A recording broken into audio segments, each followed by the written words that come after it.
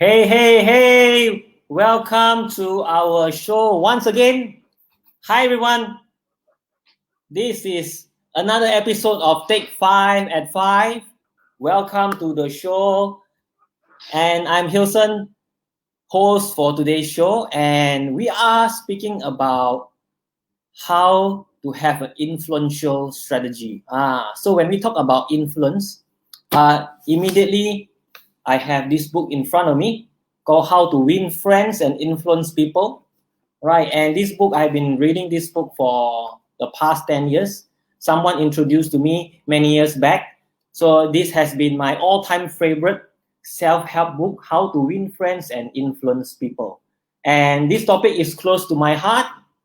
And today we have our guest speaker, and she is already here in our show. So Chantal, welcome to the show. Hello. Hi. Hi. So let's give a high five to our audience, shall we? High five. Welcome to our show once again. So thank you for tuning in. Thank you, Jack, in the background to help us doing all this technical support. So before we start the show, Chantal, perhaps let me just introduce you to the audience, right? So Chantal is the founder and CEO of PeopleHive Consulting, right? And she is someone from Malacca. Yes, the hometown is from Malacca, Peranakan. So for those of you who love Baba and Nyonya food, so Chantal will share with you some tips later on, where to look for the best Baba and Nyonya food. She has been a manager, right? I mean, she was promoted as a manager at the age of 23, managing a team of 50 people. So she was already exposed to the managerial position at a very young age, right? However, she actually picked up a lot of these managerial skills from his day-to-day business operation, right? Not so much from the training programs. So she will be able to share with you some hands-on techniques that she gains over the past 20 years, right? So Chantal, welcome to the show. Thanks for having me here, Hilson, and Jack as well at the background. Yes, you are most welcome. So I would like to start the show today, by asking you, what do you mean by influence? What is actually influence? Okay, now a lot of people would think that influence it could be like, oh, it's very bad, or manipulative and all. But actually, in truth, influence is something that we do every single day, and we don't actually know that we're influencing somebody else. And yeah, that's the thing. You have it in you, but you don't really know you've been actually using it all the time. And also is that how do you harness this influence with to influence other people? So basically, to get other people to kind of like do things with you or accommodative to your requests, not just on your wishes, but it's also taking both sides to get something done in a much more easier way. So that's influence in a nutshell. Okay, so very sweet and short, but yet very impactful. So I think before we continue, Chantal, I would like to just say hi to our audience who are already here with us. So thank you for tuning in. So let me just flash the comments here. So we have Jade Lim. Hi, Jade. Jade is here. Heng In Cheng, right? DK Chan. Chia Hui Li. How do you pronounce that? San Suan, right? San Suan, hello. Hi, AI Chan. Dale Carnegie, yes. Chi Seng, right? Yes. So Julia, thank you for tuning in our show, right? As well as Muihan and also Sulim is already here in our show. So before we continue, right? So let me just ask your help to also click the share button for those of you who are watching, right? So that you can share this live with your friends, as well as to do a watch party, right? So that we can also let your colleague, your friends to watch this show. Right. So yes, Kai is also here and Catherine is here as well. Right. So we are here with Chantal Wee, the CEO and founder of PeopleHive Consulting, to talk about 3 influential strategies for the new normal. Right. New normal. Okay. So please comment as well as to ask us questions about this topic. So Chantal has just shared with us the definition of influence. Right. So now in bahasa we say mempengaruhi lah, correct not? Chantel, Yeah. mempengaruhi. So how do we influence, right? Now, I want to ask, like Chantel, is the new normal, right? Like what we're talking about now, new normal, the way that we influence in the new normal, is it going to be the same or is it different? Okay, in honest truth, it's gonna be a lot more difficult. Yeah. Yeah. The reason why is because when you influence, or when you will influence someone, you need to be able to have some sort of connection. And usually, on the connection wise, if you are face to face with a person, you can build rapport. It's easier to look at the body language, the non-verbal cues. So it's a lot more easier. However, in the new norm, it's all you see is a screen. Like now, I just see a little dot somewhere, and you don't have that kind of physical or the connection, and therefore it's harder for you to even read what the other person or the other person are feeling. So sometimes it's a lot harder in that way to influence someone um, over a much more physical distance. Okay, so perhaps we would like to ask the audience, right? What do they think about influencing in the new normal? So, do you think influencing in the new normal right now, specifically, I can't find words specifically, in the digital world today, is it easier or more difficult? Right. So, can you please type in the comment for those of you who are watching, so that we can also see, right, whether we can also discuss this topic together, right? So, what do you think? Is it easier or is it more difficult? Right, please type in the comment, easier or is it difficult? If it's easier, perhaps you can also tell us why is it easier, or is it more difficult, and why do you think it's more difficult? All right. Yes. So while we are waiting for the answers to come in, Chantal, right? When we say influence, just now your definition is a competency, right? So competency means that is it something that we can develop, or is it inborn? That means when you are born, you already know how to influence someone, or it's a skill that we can actually learn. Both. For example, you notice, like, for those of you who got babies or seen babies, a little bit sometimes they will communicate on what they want or what they don't want, and of course some people say that they will be able to influence who they want to carry them, for example, right? So that's one part of it. It's kind of DNA inherent, but in order to hone it and use it in a way that you have a little more control over it and you know what you're doing, that's competency. So you need to be much more aware and you need to practice it in order for you to be much more influenced, kind of a much more influencing person. Right. Yeah. So it's a little of both, but you can definitely practice a lot more. Practice is the keyword here. All right. So let's look at the comment here. As we are asking, do you think it is easier or more difficult to influence in the new normal? So let's look at AI Chan say due to social distancing, it's tough because due to social distancing, and Surya DG, more difficult maybe because everyone is more cautious. Yes, right. Catherine said easier because it's time of unlearn and relearn. Okay. Any more comments coming in? Okay, so yeah, right? So there are people who think that it's easier, there are people who think it's more challenging. Influencing will be more difficult. Sulim said will be more difficult, right? Steffi V depends on what you are trying to influence on.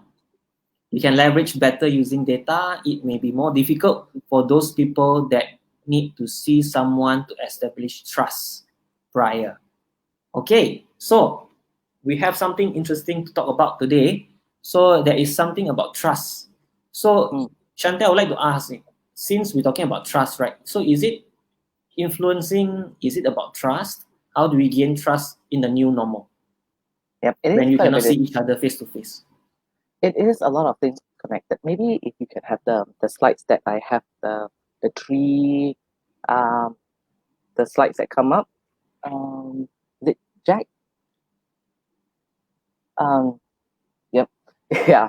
So the thing Here about you go. influencing, yes, the trust and relationship. As just now, Steph used to say that some people may need to have trust, relationship, could be emotional connection. So the thing about it, like you said, that in order for you to actually influence someone, you need to have the person's trust. You need to have that person to have a relationship. Now, relationship is not boyfriend, girlfriend, husband, wife relationship. That's different story altogether.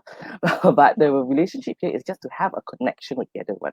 That's why earlier Steffi actually mentioned, yes, if you need to establish trust, and also you can use data also because data is also a part of trust as well. So in truth to influence, you need to have a connection with people. You need to have to gain their trust relationships. You need to have align their values, and you also need to align their views. So in order to do this, you won't be able to have something which is very short term. You can, but what I would say about influence is that strategic influence is that you need to actually build it up because building trust, building relationship in order to influence is not something you can do overnight. It actually takes time to build that. Like for example, like Hilson, like for you to also build trust with your example, your people that work with you, you will also need to have that connection, that trust as well. Okay, so Chantal, let's answer some questions from Yeah. the audience today. So Buxton is asking, what is the substance, quote unquote, we need to possess in order to influence others? Is there a set of guidelines or parameters or formula? So I think that is something that we're going to speak about, right? Yes, yes. Later on. So Buxton, hold on for a while. We will be sharing with you this, of course. So if you stay tuned until our show ends, definitely you get the answer, right? And if you share our video today, Chantal will share more. So at least you share with 5 people today. Okay. So TK Chan asks, in a virtual preferred era right now, how can we use influence to get the customers buy-in to go back to face-to-face meeting? Okay. Face-to-face meeting now, yeah, COVID situation, face-to-face is a bit more. I think they'll be scared to see you. You'll be scared to see them also. So that is, I would say that influence is another type, and also it's safety sake. So I would say you need to have your risk. You need to count your risk. Okay, right.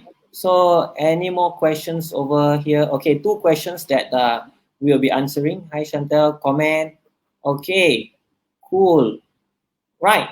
So when we talk about strategic influence, it is about us using a strategy to influence someone, right? So to achieve the outcome that we want. So I think it's similar with what we were talking about in the previous episode with Jade Lim on strategic image. Is also using image. I think it's also related in this topic as well, right? So how do you also create perceptions in people's mind through your image? So if you have not watched the previous episode, so we would like you to actually go back to our My Heart Connection Facebook page to look at the previous episode on how to do strategic image, right? So, but today we're going to focus on how do you influence, right? Influence people to gain trust with them. So, Chantal, so perhaps let's also answer Buxton's question. So, is there any strategy that we can use to actually influence?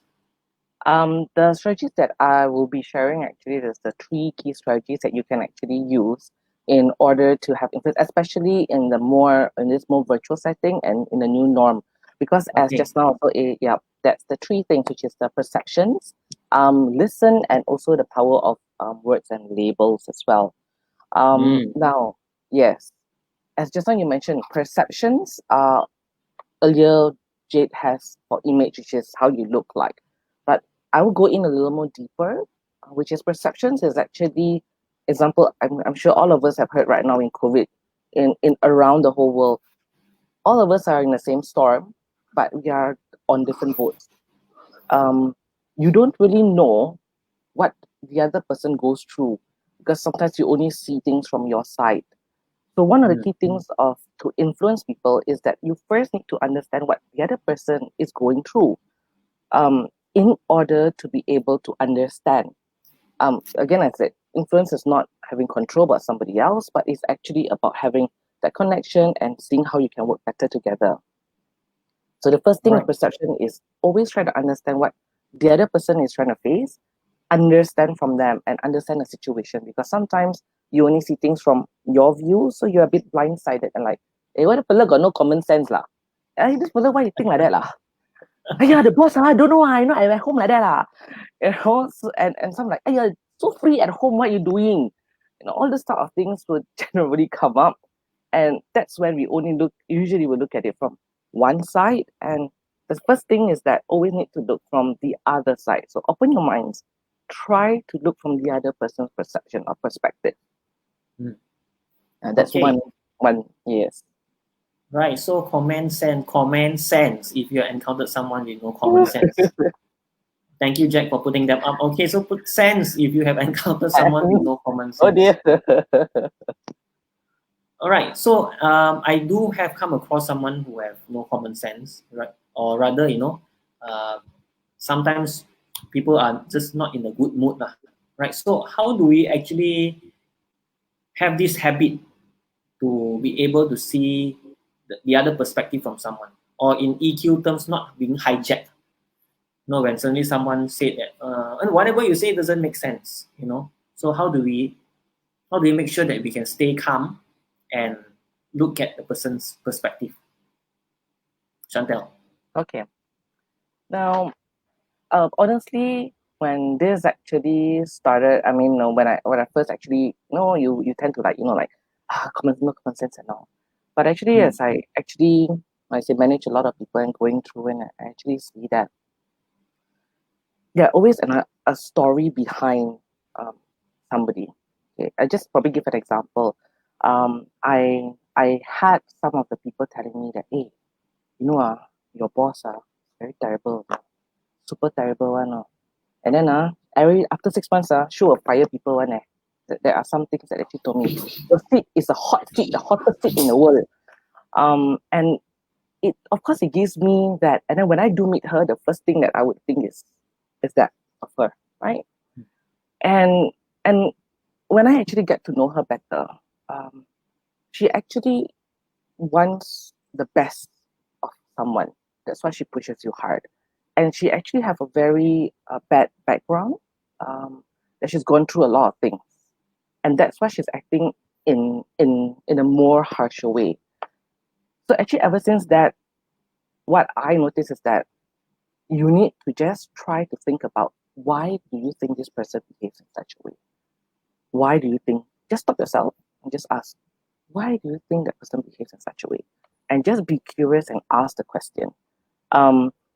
That's the main thing. You got to be curious to try to understand why that person is behaving in such a way. Always try to have that reason in you, to find out the reason in that person. Okay. That's one tips I can say, a short tip. It'll take a very long time. So be curious with why the person is behaving like that versus you reacting to what the person has said or no, or so that is important. So always pause and ask why someone is behaving like that.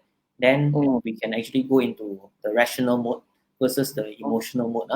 So right. So Kai is saying some comments from the audience. Kai says sense, and the worst part, when I encounter those people, they treat me like I have no common sense. Okay. Oh no. Okay. Yeah, and May Teo said, yeah, everyone do things with a reason behind, need to find out why. Right. So yes, Amanda is saying, gotta have positive vibes and minds to influence people. What do you do when you are feeling down from time to time? All right. So now all these are basically related to influence. Now, whatever that you mentioned just now, is it possible to do it online, Chantal, in the new norm where we are not able to see person face to face? Yes, you definitely can. Okay. You sometimes it might even be a little easier because if you go like this, I can just put a picture of a smiley face or something that I like just next to the screen. It calms you down a little bit more. Before or put you can put why, ask the person why, rather than you see the person face and then you suddenly pick up your phone like why so it's a bit more difficult that way sometimes to remind yourself. So in that way Uh, you can you I would think that you can be able to do that. all right. So now I want to actually go back to the previous slide because I think before we continue the two strategies, right? So I think the previous slide has also interesting things for us to look at. So you're looking at emotional connection, trust and relationship, align values and views, right? So now, which one comes first? Align the values and views, trust and build relationship. And then we have the emotional connection. Yeah, so Maybe we let ask the audience first, yeah. perhaps before you answer. Huh? So Okay. let's make this also interactive. Huh? So when you want to influence people, how do you influence people? We have Chantal Wee to share with us a strategy, but I want to ask all of you who are watching right now, which one do you think comes first? We align the values and views with the person, we build trust and relationship, and we have emotional connection first. Which one do you think comes first? Can you please type in the comment, so that Chantal can also help to explain which one comes first, right? So while we are waiting for the comments to come in, Chantal, perhaps you would like to also share, is there a sequence that we follow, or is it something that we can pick and choose depending on the situation or the people we um meet?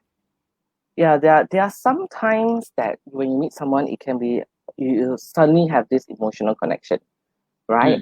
Mm. And that's when you suddenly got a rapport. Sometimes you just meet a person say, hey, we ngam lah, you like this, I like this, you like this. So it's yes, it's really you have a connection, you already have an emotional connection. um Mm. there are some which you need to really work, you need to really go slow, and you need to go through, you need to align your values and views, you need to understand each other a little more to see how you see yourself and how the person see itself. And then you build on the trust and the relationship, and then you come with emotional connection. So it actually it depends on certain situations. There is no hard and fast rule, especially in terms of influencing. So it rather depends on a person to person and also situations as well. All right. So we have also comments coming in.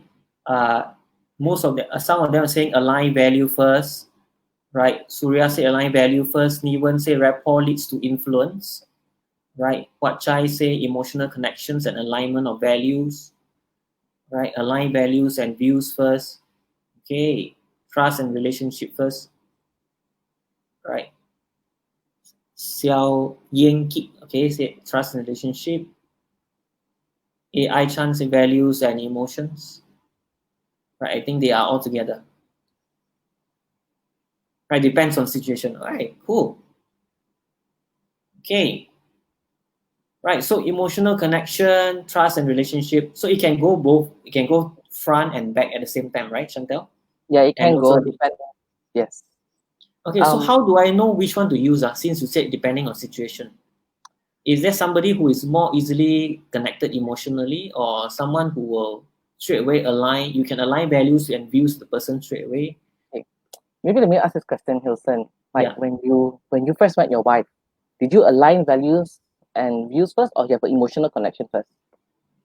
Or that one is emotional connection first. Emotional connection happened first, and then Mhm. slowly, as we dated each other, Mm, and then mm, you realize that what is important is also the alignment of values. yes.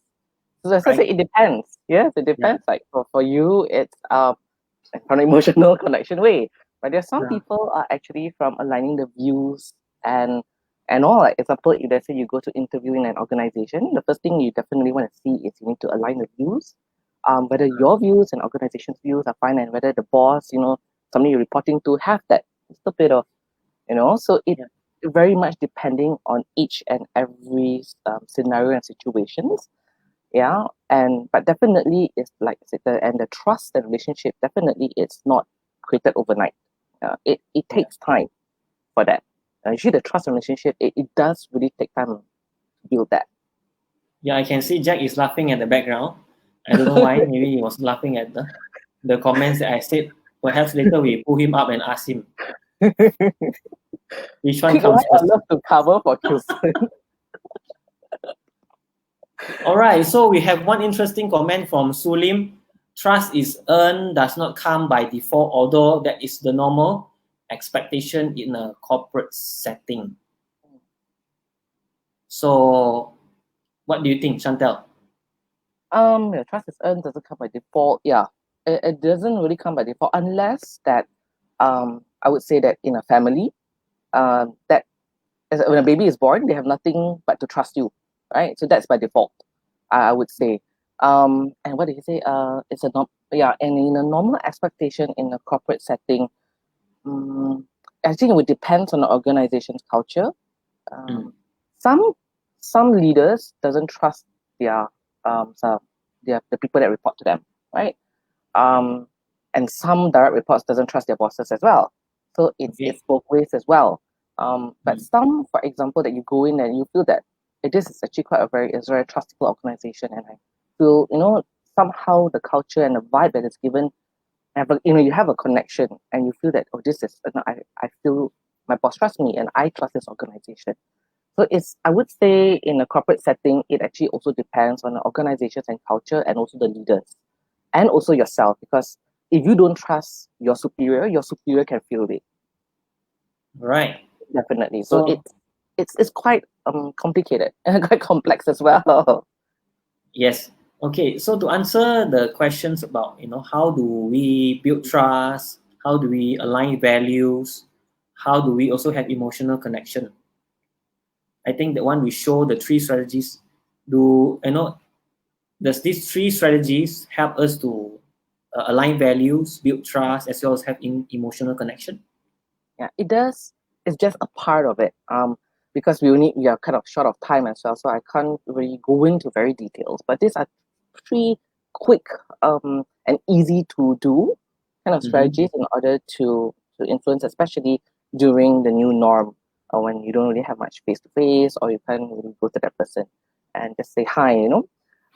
So I would say these three is helpful, but there are a lot more things that you can do. But these are the only tip of the iceberg, things that you can start to do. I see. Okay. Right. So let's look at some of the comments here. Surya DG says it is good to understand the values and views of manager to influence. Right. And Buxton is saying get a buy-in first so we can progress on to earn the trust. Okay, buy-in. Okay. And Kai Long Liu is saying, I think it depends on individuals' characteristic as well. Right? Yes. And okay. Right. So any more comments? Please ask questions about what do you think about our topic today, as well as also you have any other things that you want us to clarify. Can we use dramatize or storytelling to influence our difficult superior in our organization? Okay. Good question as well. This one, it depends on the superior. So there are two angles about it, right? First thing is a superior. First thing is actually you. Now, if your superior doesn't like storytelling, and you storytelling and you dramatize, straight away your superior, they inside you label you like this is no connection. Yeah, so it's gonna be harder for you as well. So it actually depends on each different person's personality as well. So when you say difficult, you need to probably know what type of person your superior is, the background and why that person is difficult. And number two is some people can dramatize and storytell. Some people, you ask them to dramatize, they're like, drama what? I, boss, this is the result. Like that, oh, how like that, ah? So, it's two ways. It's whether can you do it, and also does it suit the superior as well. So you need to actually balance on that. So I hope that answer your question, Ben Hoi Siu Chong. Okay, thank you. So Chantal, we have there's the slide about strategies. We have something called POWL. So what is that? POWL. Now, power of word and labels, it is a self-fulfilling prophecy. It's a way of influence. Now, I don't know, for some of you, like in Peranakan culture, a lot of our, like my grandmothers and all would say, hey, you don't go and cakap orang tu bodoh tau. Budak tu bodoh, nanti orang tu betul bodoh, your anak will become bodoh. So you don't scold your child stupid, or you don't scold your children to be slow or dumb, because they will show you that they will be like that. So it's very much self-fulfilling. I can just probably share you one example of last time I had a direct report. They give him a label. They told him he's extremely difficult. He has a very bad temper. He is a very bad worker. Even the HR told me that, Chantal, I want to fire this person, We've been trying to fire him for the longest years, Can you try to find 3 warning letters and then we fire this guy? So they labeled him as that. And for me, I actually saw there's some potential in him. When he did his work, I actually saw there's something in him that he does pretty well. And I went to ask him one-on-one. But of course, at the back of my mind, I was like, oh no, he got bad temper. Will he whack me or will he scold me? I was like, okay, just ask him. I just asked him to understand why. And he actually shared with me that it was many years ago that he actually caused his best friend to die. And the best friend died in front of him because of him. So he had suffered a mental breakdown. He was on antidepressant pills and everything else, but he didn't really tell the organization because he was scared that he would be out of a job. But in between that, he said that's why he has a lot of mood swings, and there are times that he was being problematic or difficult, but it wasn't really him. Okay? And what actually happened is I told him, okay, why don't we just start on a clean slate? All right, I see this in you, and let's try to work on that. I want to care about whatever everybody else say about you, because I only care about I'm seeing you and me here right now. So I see this, and let's work upon that. And after that, he actually got better. He got so much that he was one of the star in not only the unit, but other departments were like, Chantal, can I borrow your guy?